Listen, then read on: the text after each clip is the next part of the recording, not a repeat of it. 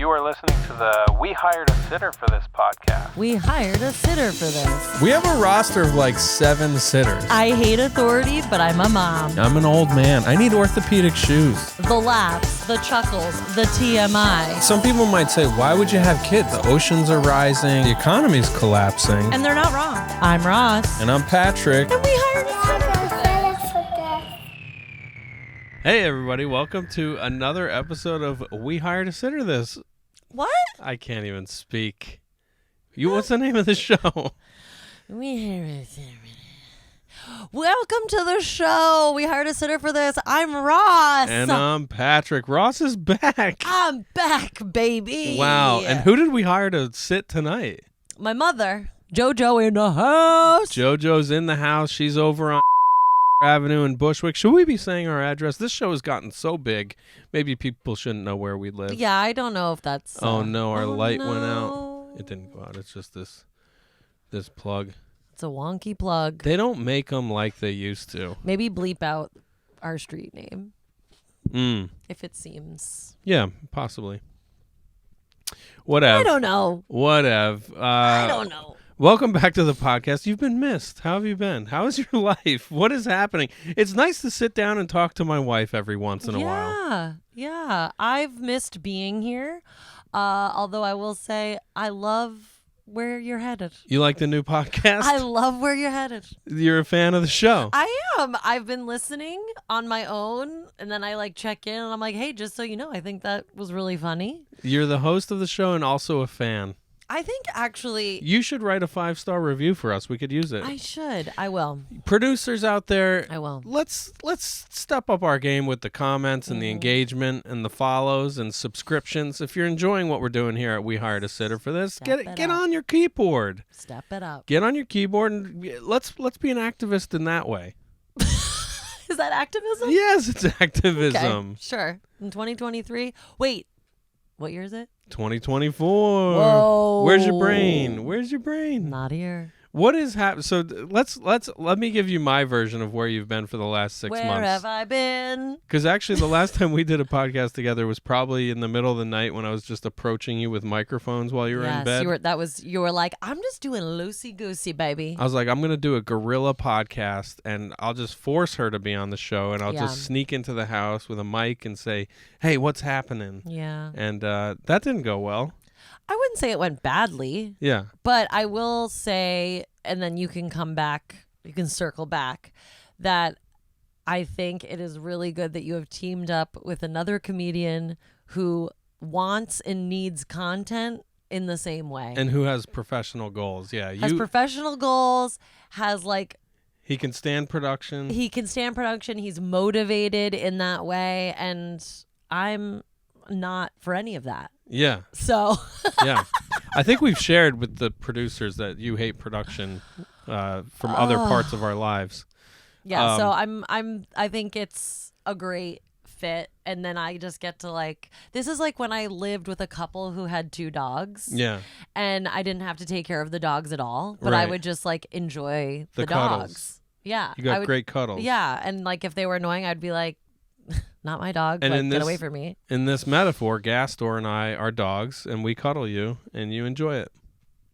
Yeah. That's kind of nice. I love dogs, so it can sound horrible that I'm saying it in comparison to dogs, but not me, because I fucking love dogs. And dogs, there's no bad dogs, there's only bad owners. Yeah. Yeah, I mean, actually, this is an interesting counterpoint to our last episode where Gastor talked about his experience with pets and how he I mean I think he loves dogs too. It was just a string of bad luck with dogs. Honestly, it kind of sounded like he could take or leave him. Yeah. He's a busy man. But yes. He's a busy man. You're a busy woman. Yes. You've been what have I been doing up to? All kinds of stuff. This is the version I have. You changed careers. You became a yoga teacher, and it was the birth work that really stepped up this fall. You had clients. You're helping people who had babies. You're at people's houses. You're feeding them. You're coming up with recipes in the kitchen. You're Ubering all over the boroughs to help new moms. You're juggling a yoga schedule. You're juggling a styling schedule, and you also have this 3.5-year-old leech who will not let you live in peace. No. So podcasting is not that available to you at the moment. No. And I did tell you when I decided like this is the time I want to be teaching yoga. I want to like focus on building my birth work career. I don't have any extra to give to work. Yeah. Even though I love making this with you. I love sitting here. I like seeing myself on camera.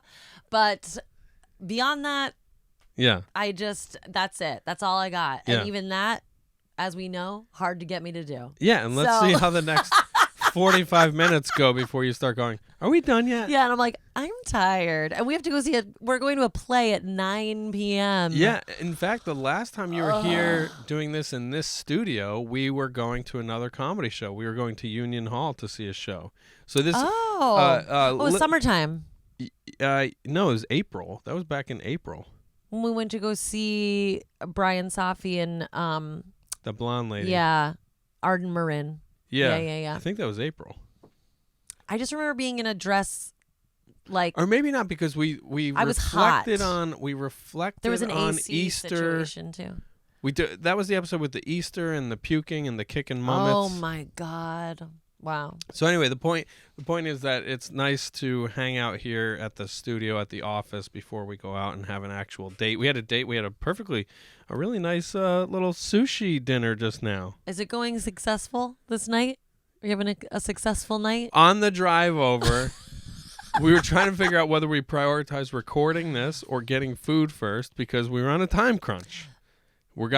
He was experienced as a time crunch. I was not experiencing as a time crunch. We got 9 o'clock show, which means, I don't know, 7 p.m. doors. We That got to means get in there. You got to get your seats. I don't care if they're assigned. You And- got to get there.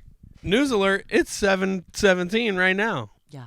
So it's 7:17 p.m. We got a 9 o'clock show at Union Square. We're several subway stops away. Will we get there in time? Stay tuned. This is your cliffhanger. It's going to be fine. But we did have sushi, and that was nice. We went to Momo, one of our old haunts We've been from going early in our relation. I mean, we've probably been going there almost 13 years. Yeah, it's got to be. Which, tomorrow Is our 13-year is anniversary? 13 years. Wow, I was lucky gonna say 13 years sober.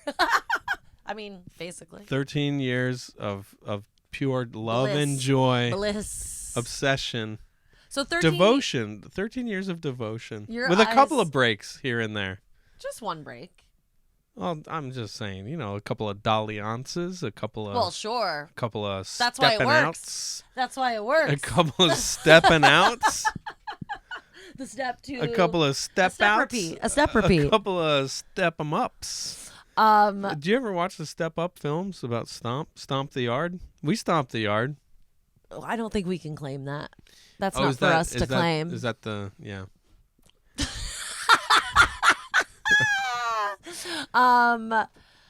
Yeah, 13 years together. Wow. Tomorrow. Wow. And that's our Which- sex anniversary? No. Oh, we Sex anniversary. You yes. know what our sex anniversary is? Because Super we Bowl love Sunday. football. Yes, we love the Super Bowl. They picked who's going to be in the Super Bowl.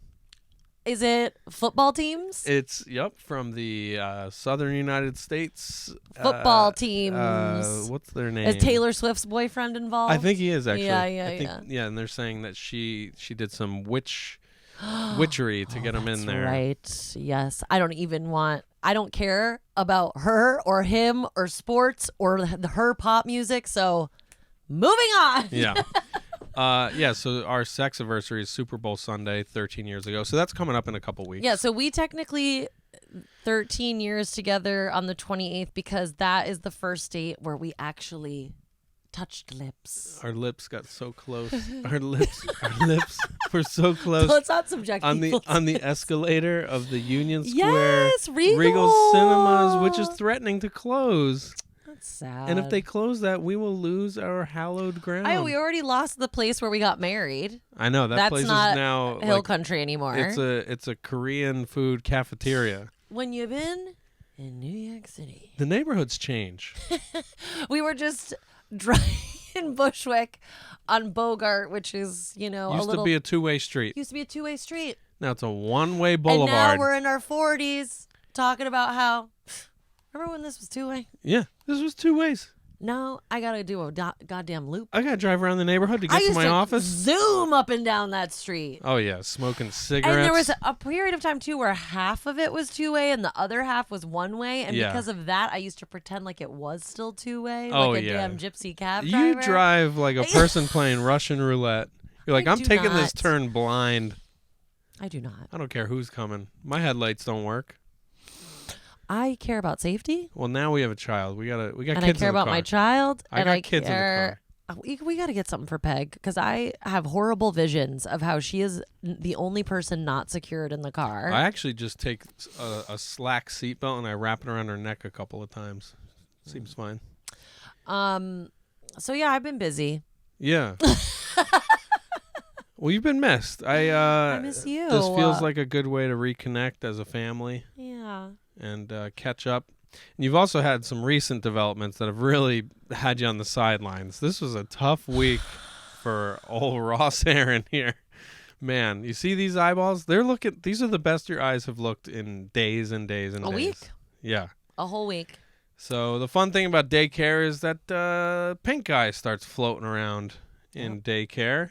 Yep. And sometimes what the kids are infected with infect the home. That's right. But don't be fooled. She didn't have it. No. She didn't have it, but she did have a cold, and she was around a lot of children, some of whom had pink eye. And whatever concoction of her cold met with pink eye in the space was being coughed into my eyeballs. Now... And I woke up last Friday, things were getting a little weird. I was like, that's weird. I'm waking up with, the eye boogers feel different. Yeah. Okay? There's they got a little thickness to them, a little shape. Like, there's like some viscous to the situation, right? And maybe there's some fiberglass mixed in with them. Yeah, a little sandy feeling. But, I got classes to teach. I got yoga to do. I got a kid to raise. Yeah. So you just got to keep going, and you hope this isn't anything too serious. Come Saturday morning, you were like, you got to go to the doctor because that looks weird. Something's wrong. And I'm like, yeah, it really hurts, and I didn't sleep last night, which is also why I'm wearing these glasses. These are prescription. I rarely wear them because this prescription is not that heavy. I don't know. What do you call it? They're readers. No, these are not readers. Oh, I thought they were because readers. My readers are the aviator ones, which I do use all the time. If I wear readers regularly, then distance is like painful. Okay. Because it's for close up. These are for fascinating astigmatism, but I have a very mild stigmatism. What is that? I think it's when your like the actual shape of your eyes is different than it's supposed to be. Your eye got misshapen during this pink eye also. Baby. You had a wonky eye. This is cosmetic is what I'm saying. Like these are real prescription glasses, but I'm wearing them cosmetically to like distract the viewer. Which I mean honestly they look so much better now, but I've been wearing these every day to just be like, people are like, oh my God, I love your new glasses. I'm like, yes, exactly. This is about the glasses, not my eyes looking like I have hemorrhages in both of them. But it was such a confluence of events because what started was 2 months ago or something, Franny started joining us in bed every single night. And when she's in bed, she does not care about who she's coughing on or at or how she's breathing, whatever. So she'll roll over directly into your face and she's just like, blah, blah. I mean, we have footage of how she does it and does she do it like that to you ever? No, I think I'm always also like if I see her coming, I'll just like lightly. Yeah, you're dodging. I'll lightly punch her in the face. Yeah, or you're doing like a basketball fake out or whatever. Yeah, I don't let her get close. But me, it's like I treat her like every woman in my life. I don't let them get too close. From 13 years ago. Yeah. Right? Yeah. Arm's length. The secret to a happy marriage is to just kind of keep them at bay a little bit. Now I'm keeping you at bay. I'm like, just, I'm tired. Leave me alone. This daughter is coughing in my eyeballs.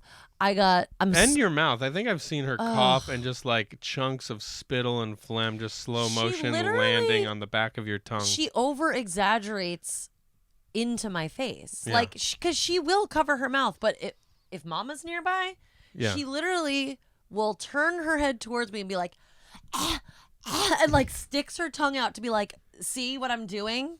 I'm like, yeah, I got it. Yeah. Right in the eyeballs. So it got really bad. Went to the doctor thinking things are getting better. No. Days go on. I just want to fix this one hair. Yeah, right here. help me.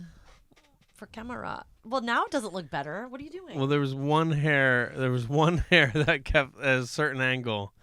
Yeah, there it is. You see it? You see that one curl? I mean, it looks fine. What do you know? Yeah, honestly? I don't know anything. What do you fucking know? Nothing. But it's a pleasure to have you back. it is though, isn't it? I'm so glad you're here. I'm so glad you're here. So the eyes get worse. Okay, they get worse. They really did devolve. Well, actually, what was hilarious? And I was working through it. I mean, I was going everywhere with Q-tips and wipes and salves and fucking different eye drops. And yeah, I was sent out for eye drops. I thought I got you a bottle of eye drops. I got you like 50 little tiny mini vials of disposable packs. Like you're doing COVID tests on yourself. You're running a lab in the bathroom with your products. But the one highly contagious. But the one pink eye also. The one eye starts getting better, and then the next morning you wake up and you're like, I think it's in my other eye. Yep, both eyes. Both eyes by Sunday, I think, or Monday. Sunday or Monday, both eyes. Taught my yoga classes. I'm styling. You know, I'm putting doing hundreds of lives at risk. Doing all the jobs, and I'm straight up lying to people. I'm just being like, I'm not contagious anymore. I don't know that you should be admitting to any of this here. I mean, anybody who knows anything about conjunctivitis knows that it's contagious. Yeah. But with that said, I wasn't hugging anybody. I wasn't kissing anybody. You're social distancing. I was social distancing. I had the glasses, defense, cosmetic, but also defense. Stay away. I wasn't touching my eyes. Mm-hmm. Lots of hand washing, lots of sanitizing, okay? Yeah. I did my best, everyone. I don't have a work remote job, okay? Essential worker. No, I'm not at all. Come Wednesday, styling again. It's real bad. I'm like, something feels different. And at this point, I've been using antibiotic eye drops for like going on 5 days. And I'm like, what the fuck is going on? Oh, did we tell the source of the antibiotic eye drops? What? That they're Franny's? Oh, yes. But they were Franny's that I showed the prescription, a picture of the prescription to my doctor. Yeah. And she was like, this is what we would give you. Just keep using them the way you've been using them. So I was using them as prescribed. It was confirmed by my doctor. No problem. But they're not working.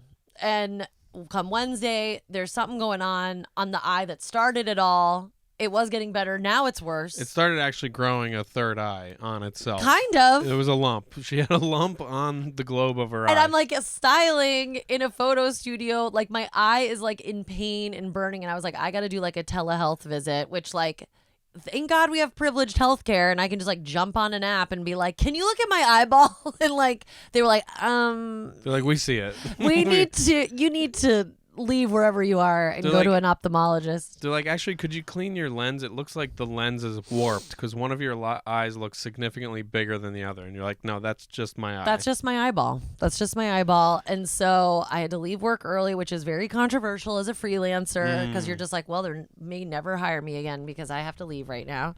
No job security.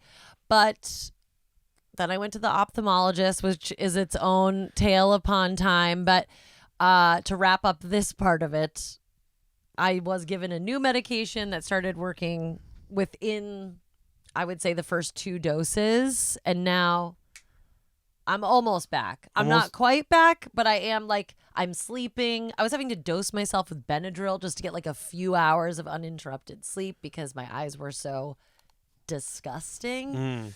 should talk to your sponsor about that. Sounds like maybe you're abusing it. Probably.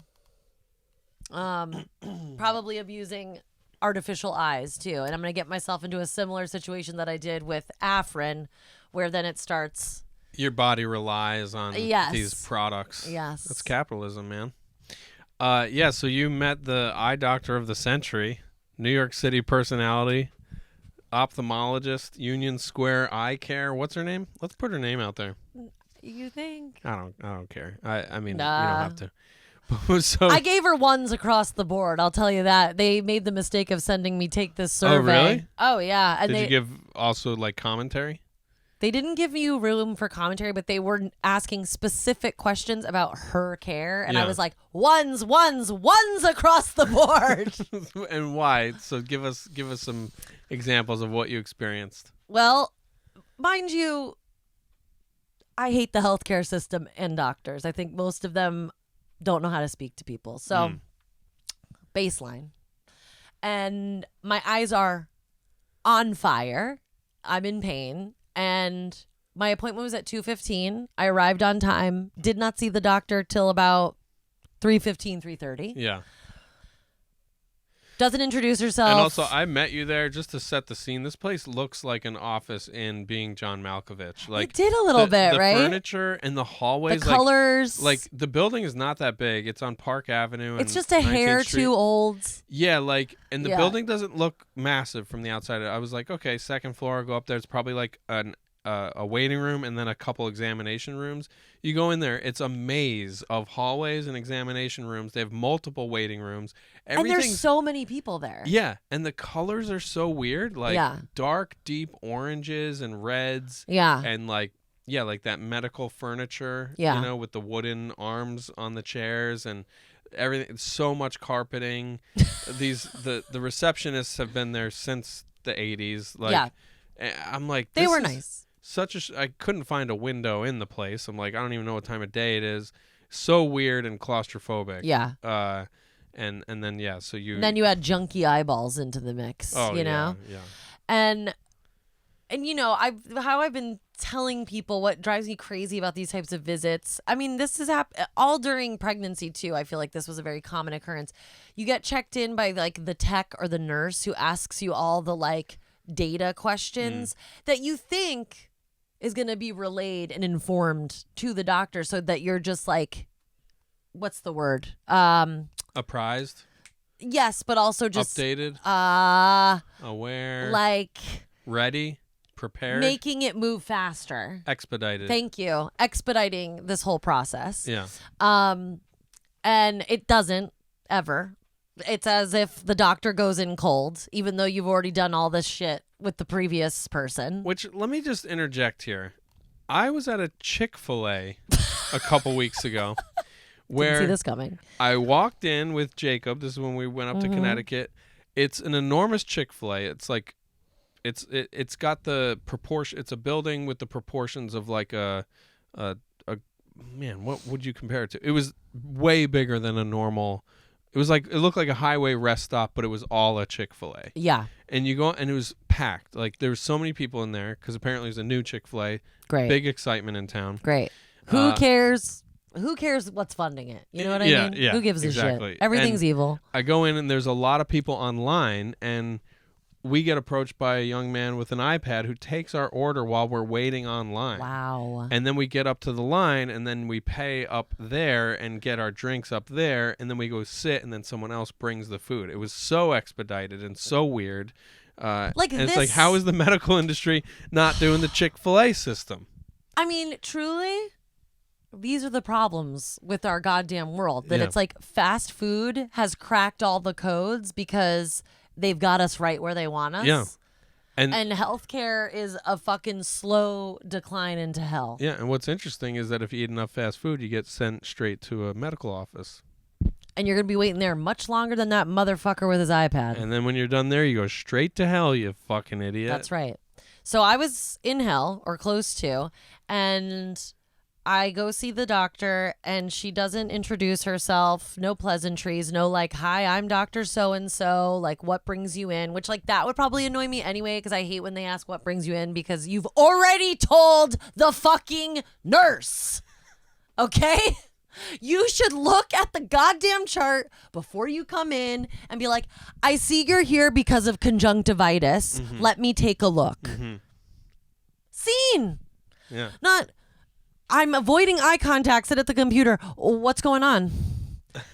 I'm like, well, my eyes hurt. I've had pink eye since Saturday. You got health problems? I'm not lying. That was her next question. That's the best question at a doctor's office. She had a mask on. No, she said medical problems. So do you have medical problems? You have medical problems. I wasn't here. I got to hear the first rendition That's of the true. story So later. you are an accountable. You're an accountable witness. Yeah. Alibi. And because I've dealt with so many New York City doctors over my almost 20 years here, I'm just very myself in these scenarios. And so I, of course, start laughing at her immediately. And I just say, that's a really weird way to ask somebody a question. And she's like, what do you mean? And I'm like, it's so broad. Like, what do you mean? What do you mean do I have health problems, medical problems? Like beyond my eyeballs? What do you mean? Yeah. She's like, oh, well, arthritis and something could lead to this. And I'm like, okay. Yeah. What do you mean? Yeah. Like, so ask the question that way. Say, do you suffer from other ailments or anything that might be related to this? And maybe ask my fucking name and ask me what it's been like and why I'm here. Yeah. Not like, medical problems. Also, I think there's something to, I was talking to my brother about this, and I'm like, do you trust an ophthalmologist who she herself has really thick glasses on? Yeah. She can't see straight. And how would you describe her? She's like in her 50s, 60s? Yeah, probably 50s. Born and raised here, I feel like. Probably been in that office her whole career. Yes. Or at least for 20, 15, White 20. lady? White lady. Yeah.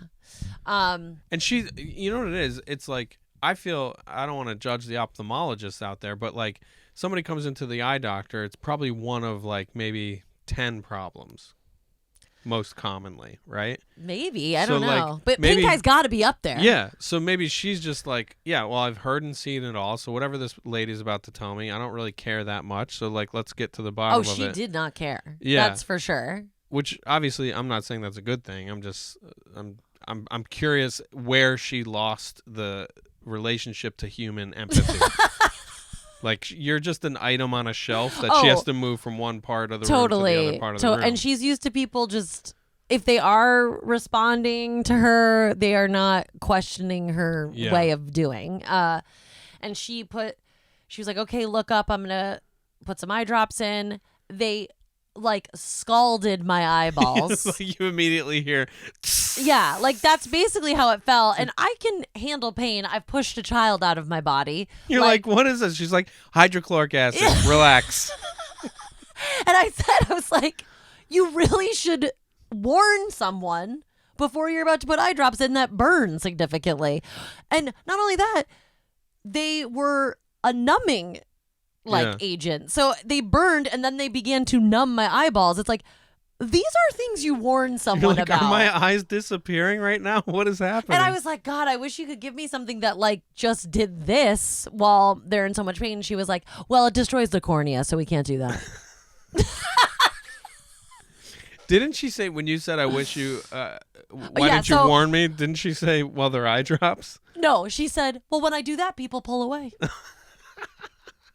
So what am I supposed to do? So what I do when I need to deliver eye drops, first I bring in some plants from the waiting room and I hide in the bushes. And I tell them, just relax. And then I sneak up and I squirt it right in there. I mean, yeah. And both her and the nurse tech, whatever he was very friendly.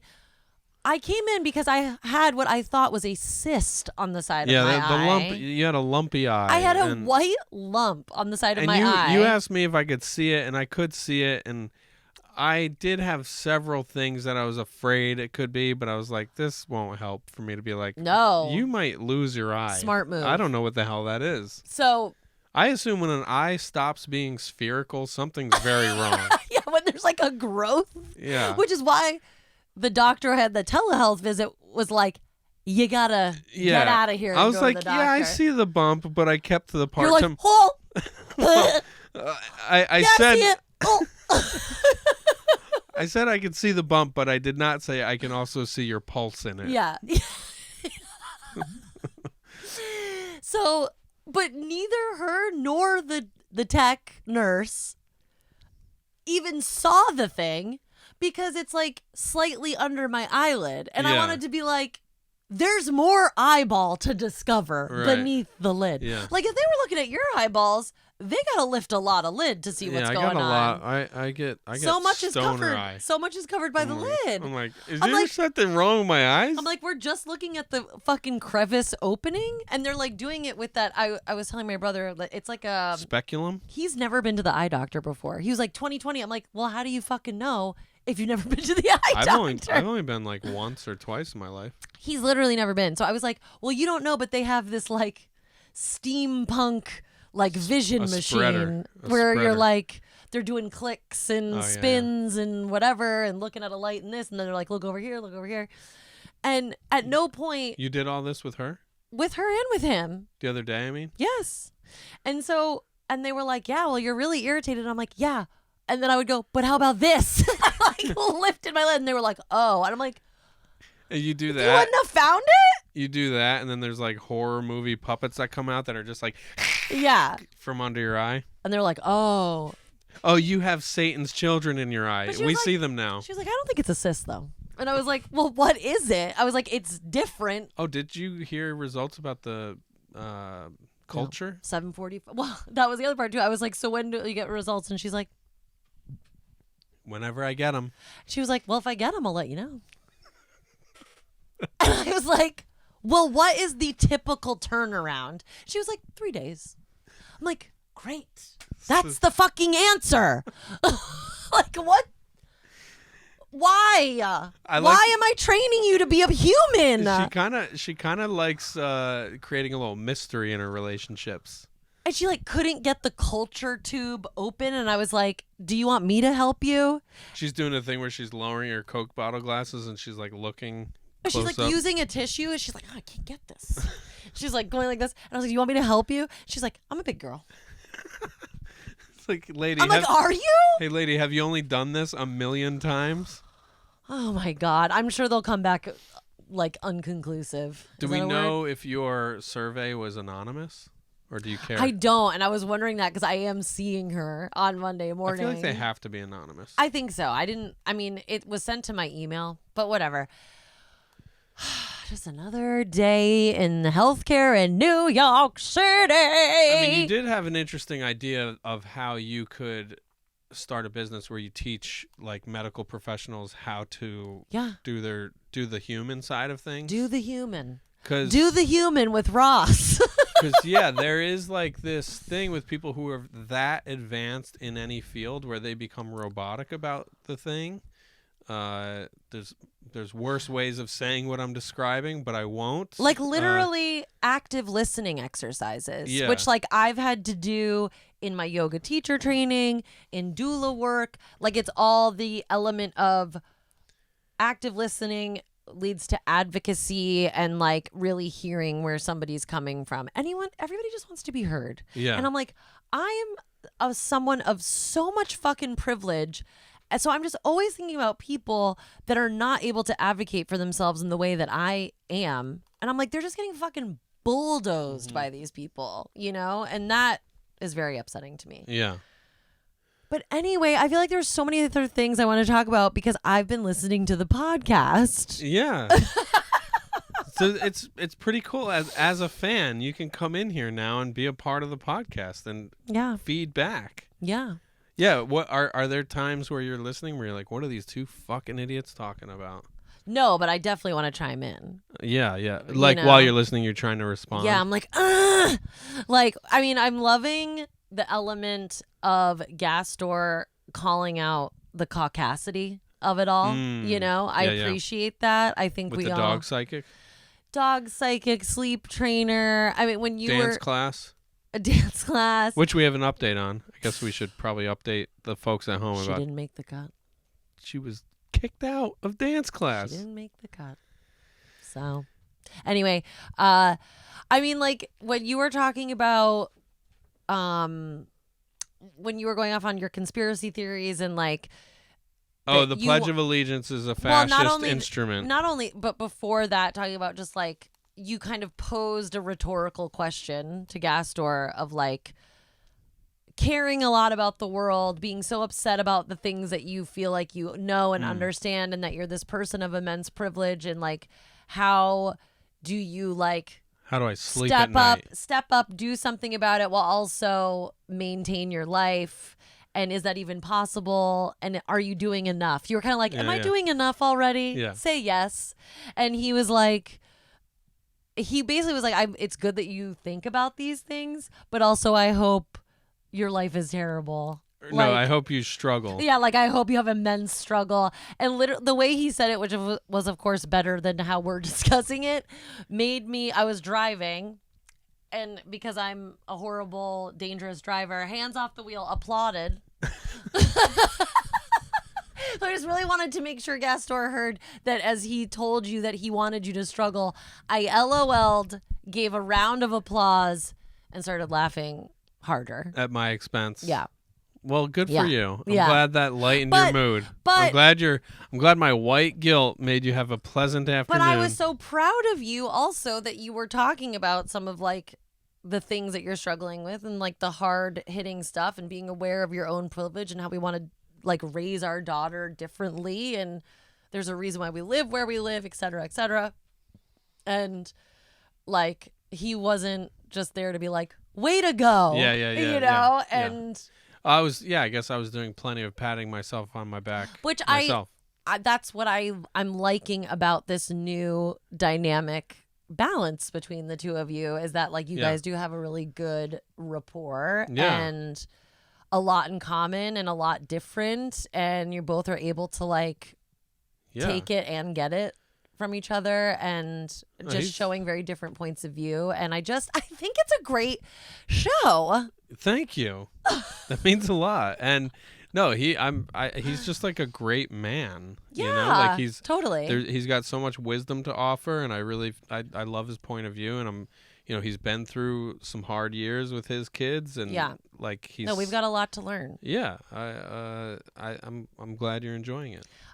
It is funny too, because I've been talking to, like, I have some Latin and Dominican coworkers that I was, like, working with while I'd been listening to some episodes, and I was kind of saying how, like, when you guys were discussing how to approach kids and, like, their belongings, and we were like, we want Fran to respect her stuff, we want her to, like, want to take care of her stuff, and that he's just like, this is all mine, this is my stuff, you're renting it. Yeah. And, like, my two Latin coworker friends were like, yeah, totally, like, that is so Latin parenting, you know?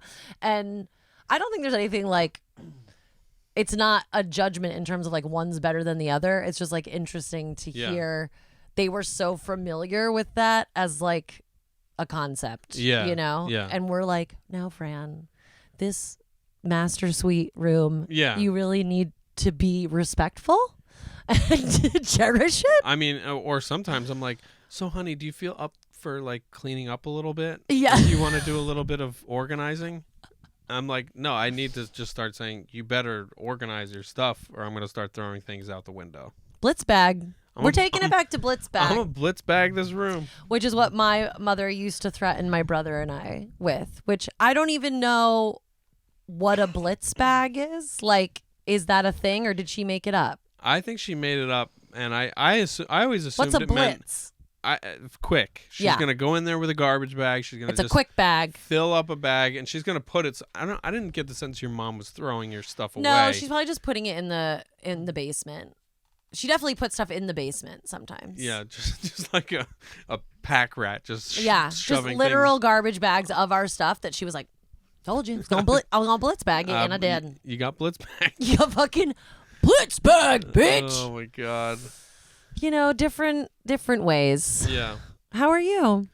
I'm okay. I'm a little tired. You better wake up because we got a late night show. As you know, I got home real late last night from a gig, and just sleeping on the air mattress next to Franny's crib because we got mother-in-law sharing the bed with you. We're like the Wonkas over here. 1 bedroom home, baby. Yeah, 1 bedroom. You got to make it stretch. Yeah. Like tonight, actually, there was a moment where you guys were watching TV. JoJo was in Franny's room on her iPad.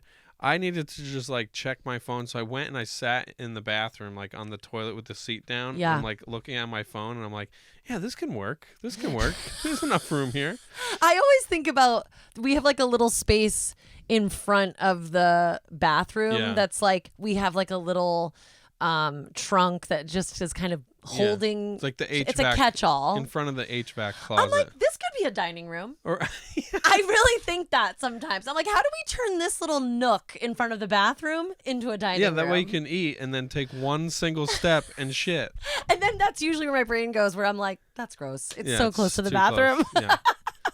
So next to the bed. I envision that corner. I could see an armchair over there, like a little chair. reading nook. Yeah. Yeah. It's too small. The walls are closing in. They're closing in a little bit. We need a gut reno of this gut reno department. We need a new child's bed, which I'm putting a lot of pressure on as the answer to all of our problems, and it absolutely will not be. But it will get us in a different direction. Yeah. And then we need to build that wall. Well, that's the thing, though. Building that wall, I feel like if we were to do it right, if money was not an option, we would take down all the walls and then rebuild all the walls with different dimensions. Yeah, of course, but like that is not an option. We don't have fucking 10, 15 grand laying around to do like that, I think we would need like 30 grand. So let's just build the cheap motherfucking wall so that we have some goddamn privacy and some space between our dining table and the bed. Yeah, I love that we're like, we can't possibly eat dinner next to the bathroom because that would really ruin eating dinner next to where we put our head to go to sleep. Near the bed. Well, I go to sleep. You shit where you eat, you sleep where you eat and shit. What? Yeah, when you've got all the square footage, that is how it works. The pillows have mustard stains. Well, you know what was great about the pink eye situation was that like once Fran realized that like I had this thing that she could get because we were like, okay, like don't touch mama's face, whatever. Then it turned into like shaming me when she's like sharing my own fucking bed with me, where she's like, Mama, no, I can't lay on your pillow. And she's like, ew, don't touch me. Like getting all grossed out. I'm like, fuck you. Like go lay in your own goddamn bed. Yeah, like you have fuck your own room. You. Like, Mama, no. I'm like, okay. Then get out of here. Little brat. This is from you coughing directly into my eyeballs, which I've been telling her. That I was like, you know why I'm sick? Because you're coughing into my eyeballs. Okay, I won't never do that ever again. I'm like, liar! Yeah, what else has been going on? What should we check in about? I don't know. I mean, we've checked in over a lot. We also, we're pushing it with the time. Oh my gosh, we got a big show. We're going to see Titanic tonight. Titanic. You've been taking in culture. You went to a show last night as well. Yes, I went to go see some of my funny faves do a live reading of The First Wives Club, which you can't get more gay and niche than that. I mean, I think tonight we might try. Yeah, but it's getting national attention, I feel like. A drag show redo of Titanic? Is that what this show is? And Celine Dion? It is a spoof on Titanic that focuses on Celine Dion being like a main character in the plot and her songs being the whole run of show. And isn't she very sick? She is. How sick is she? I don't have a punchline for that. I don't know. No, but like, is she... Do we think she's dying or... I think it's some like terrible autoimmune, like degenerative neurological thing. It sounds bad. Isn't it crazy that like the celebs we grew up with are all going to start kicking it? Yes. Like Bruce Willis can't recognize his own No, family. I know. That's really sad. That's crazy because he's not that old. Mm-mm. And that's like a brain thing, right? I mean, I saw Madonna last month, Mhm. and bitch is old. Did she get sick after the show you were at? No, before. That's why I Okay. even got to go, because she rescheduled all of these things, and so more tickets got released. And I was Right. like, I'm like, this bitch almost dropped dead. What am I doing? I I gotta better go see see her. Yeah. Like, and I saw the set list, and I was like, oh my God, I've got to see this. But What's your review? What's your 90-second review of Madonna in 2024? it was so entertaining. As a Madonna fan since my memories began at age 3, I thoroughly enjoyed it. It was the least perfectionist performance probably of her career Oh. as a noted perfectionist, which something about that I enjoyed, that Yeah. it was a little messy, loosey-goosey. But she's still like a 65-year-old woman who was like busting out some dance moves and was able to perform for 2 hours straight, Yeah. which I don't think I could do. Yeah. So hats off. But you said there were some awkward pauses. Oh, God. I mean, could it have used an edit? Yeah. Absolutely. But she's got a lot of yes men around her, I have a Oh, feeling. I'm sure. Yes, boys. Yes, boys. Yes, girls. Yes, thems. Mhm. But, you know, it's like, I just kept saying to my friend Eddie, who I went with, like, you can't deny the catalog. Okay? Yeah. You can't deny the catalog. She's giving you so many motherfucking hits. Like, and that were the soundtracks to like formative experiences for decades and decades of life. for multiple generations. Too. Yes.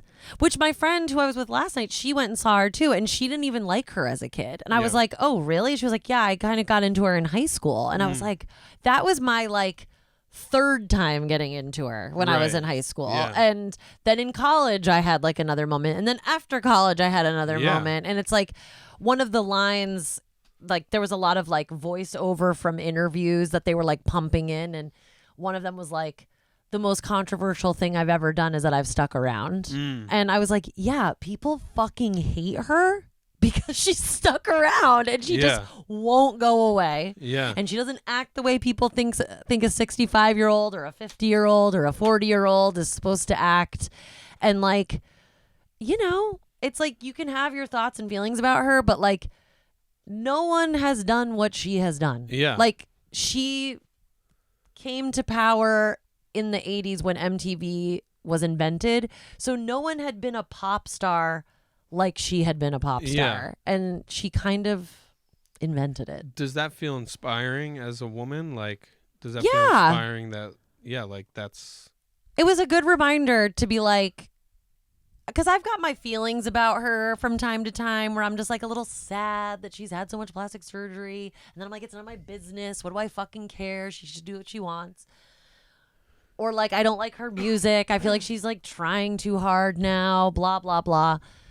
But it's also like, who the fuck am I? Yeah. What does yeah. it matter? Yeah. Like, she changed the game. Yeah. And she's literally been a part of my life since I was a child. Like, literally since my memories began. Yeah, she is a totally. part of it. And she said in the beginning of the concert, too, she was like, I guess you've all, like, grown up with me, right? And I was like, I've literally, from the beginning of my life, Yeah.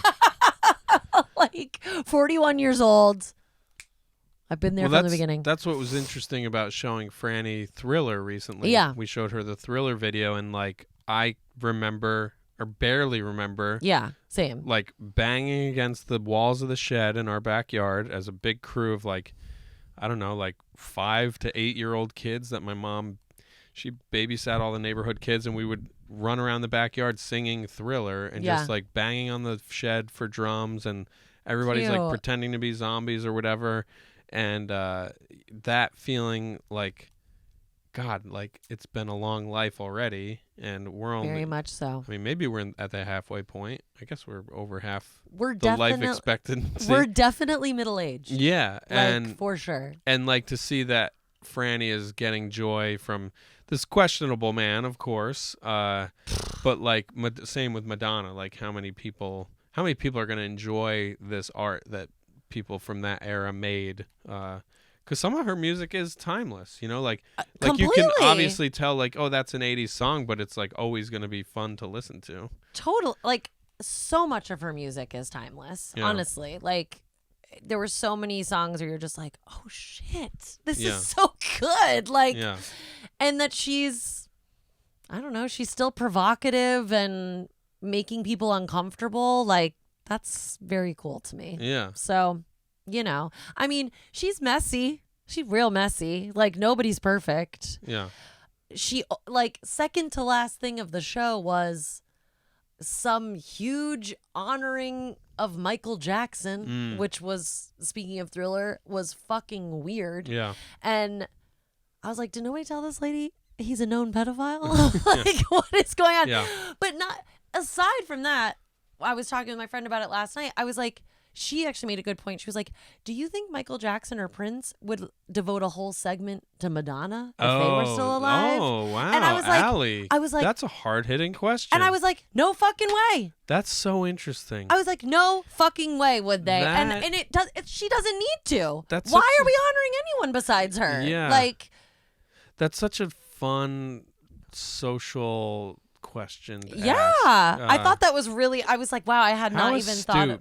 I mean, that's some deep sexism stuff. Yes. Because I don't think Prince or Michael well, let's just talk about Prince.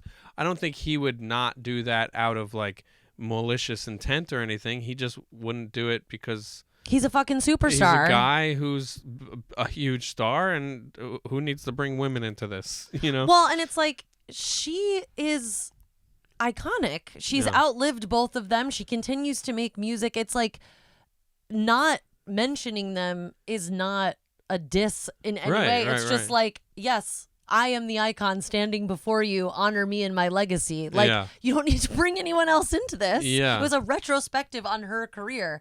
The second to last thing is a huge moment dedicated to Michael Jackson. Yeah. What the fuck? It was so jarring. And then the last song was Bitch, I'm Madonna.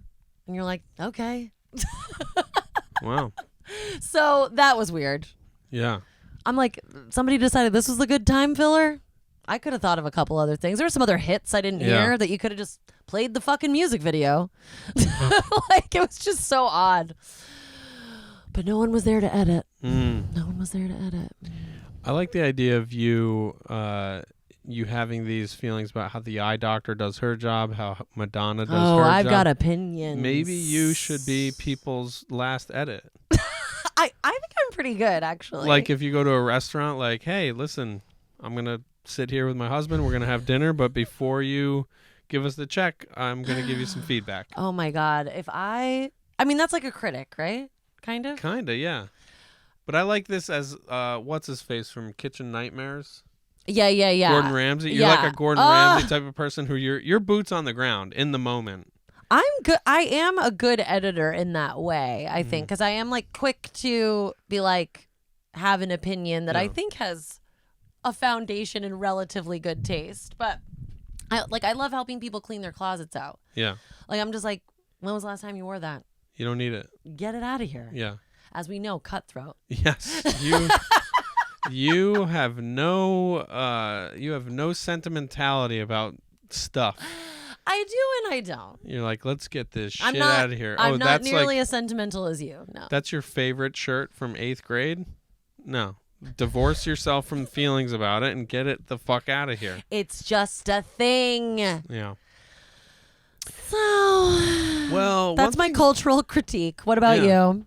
I have nothing on culture, but I do want to check in. You know, Gastor and I don't know how much we're going to be talking about love and sex on this podcast anymore. So I feel Does he want to be affiliated with it if we're talking about it? I guess that's a different question. But you know, we hired a sitter for this. Is the podcast formerly known as Who Cares About Ross and Patrick, which started about us just talking about things we cared about, and then. Somewhere, I can't remember what episode. If you're new to the podcast, episode 50 is where we started talking very openly about our sex and love life, and things got pretty how it evolved, spicy, how things changed. Was it episode 50? It was. So I don't know. I guess I'd be remiss if I didn't just check in. I mean, I was telling somebody last night. And you just did a sexy show. Yeah, I just night. performed on this like show that was like about sex storytelling, and I revived this old story from early in our sexual adventures. Our ethical non-monogamy, if you will. Yeah. So to put it frank, right before the pandemic, I did this hour-long show about our relationship and our marriage and my stuff and whatever, and I told a 10-minute or 15-minute story from that show last night, and I was discussing our life with somebody there, and I said, between the pandemic and a new child, we've had pretty much as close to a traditional marriage as you can have, where there's the occasional dalliance outside of it. You love a dalliance. What's a better word than dalliance? It's a great word. A rendezvous? No, dalliance is nice. And I was just saying, it's interesting to tell the story you heard tonight because I haven't really participated in that world. It feels so far away. Yeah, it feels like another lifetime. And so I don't know. I guess I raise it to see if there's anything you wanted to check in about or share, or maybe we plant a seed that will. I was thinking we could do side episodes about this, or the Patreon episode behind the paywall. Perhaps if you want the dirt, perhaps it'll be a Patreon situation. I don't know. We don't have quite as much dirt as we used to. Yeah, there's not a lot of dirt at the moment. But we're still navigating ethical non-monogamy. Yeah. We are not a monogamous couple. We continue to be non-monogamous. Yeah. It ain't what it used to be. Yeah. It's not quite as spicy, but it's fun. It's fun, and it does still feel necessary, and how we want to have our relationship and our marriage is like knowing that we are afforded this other part of our life and freedom, and in a lot of ways it makes me so aware of how special our little family is, and very protective of that in a way that I was not before necessarily. And it's not as spicy, but it's ever evolving. Yeah. And we are not, what is that part in some 12-step verbiage? It's like we don't wish to forget the past or ignore it or whatever. Yeah. How does that go? We don't wish to shut the door on the past, or we look back but don't stare. Is that like I don't know. The Promises or something? What's the point that you're saying? That what we learned and what we experienced in our early years of like being out there in a very like poly relationship, even though it has changed significantly, we like learned a lot from that, and it's just like continuing to grow and to change into something else. Basically is what I'm saying. And that's another reason why we don't want to shut the door on the past, because we want to continue to be non-monogamous. Yeah. And it just looks different at different phases in your life. Yeah. I think. Yeah. So actually, there was a woman there last night who had, I think she said 14-year-old twins and then a 16-year-old daughter, three girls. And she's a part of this lifestyle in the city I was in, and I'm keeping things vague. I guess you couldn't figure out who this person is. She wasn't on the show or anything. She was like a helper or something. And she was saying, one of her kids said, "Hey, Mom, you go on a lot of sleepovers for a grown-up." And I thought that was so interesting, that because I actually don't know if she's like poly or a swinger or like how she identifies, what exactly her lifestyle is. But I assume that if we are poly and we're having like relationships with people, at some point you would have to explain to the kid, like, we have a different kind of family. Yeah. We actually have these other relationships with these people we love or whatever. Yeah. I assume that would be a thing. I don't know. I mean, there's so many questions that we may have to encounter eventually. Yeah. I don't know that we have to figure it out now. No. But yeah, it's been an interesting kind of year or so of kind of like getting back out there a little bit and navigating some challenging waters and some fun ones and some, all the stuff. So, we can figure out how we talk about that on here. Yeah, again. and I guess just to mention that it's like, it's still something we're interested in discussing and seeing if people are curious about hearing about it without it being annoying. Because it's like, there are those open couples where you're like, we don't care. We don't need to hear about it. Sometimes it's a little much. But I don't know. I think, it is funny. I feel like it comes up a lot more in different like podcasts that I listen to and still people being really like weary of it and thinking like, is it even possible at all? Like clearly must be something wrong with these people, with this couple. Like they must be missing something. There must be a problem. And that might very well be the case for a lot of people, but that doesn't feel like the case. Well, for it makes us. me feel defensive because it's like, there's something missing. Sex with other people. Yeah. Like that's what's missing. I'm like, don't you want that too? Yeah. Like I kind of can't imagine a world with any one individual person where I'm like, all right, that's enough, Yeah. I mean, lots of people do it. That could change for me. I have this paranoia that's going to change for me soon. Like my body chemistry is going to just start plummeting with like the desire chemicals or whatever, and I'm just going to become like an asexual, I don't think so, hon. just like guy who gets really into like whittling wood or something. Worse things. And he can't have, and he doesn't have wood anymore. A woodless wood whittler. Well, that's why they spend so much money on those hard dick drugs for you guys. Yeah, that's why so much money and research goes into making sure that you guys stay rock hard. But nothing about women's health. Okay? I think those same drugs do work for you though, right? That's not the point. The point is that they don't do research on fucking important things that women's bodies do that your bodies don't do. But we've got a lot of insurance stuff covering hard dick pills. But also they don't know anything about breast milk or like the chemistry that occurs during and after pregnancy. And they're just cutting women open, trying to get their babies out in a timely manner. You sound like me 2 episodes ago with the conspiracy theories now. Just facts. We are not going to send our daughter to a school where they're pledging allegiance. Pledging allegiance to Bushwick, however, I'm into. I am into that as like a suggestion. Allegiance to my neighborhood. To my neighbor. I was saying to people, I'm like, I think that's actually a great idea. I think that might actually help a lot of community problems. Yeah, we are not. We believe in politics and the importance of participation. I'm just the point I'm getting at is stay local. We get micro local, extra local. Is that a term? And not only do I believe in politics, I believe everything is political, and that when people are like, don't make it so political, the personal is political because the fucking government is in my goddamn body and my rights. Yeah. Okay? All right. Well, before this one, can't wait to hear what Gastor is gonna have to say. All right. Well, thanks for listening, everybody, and watching.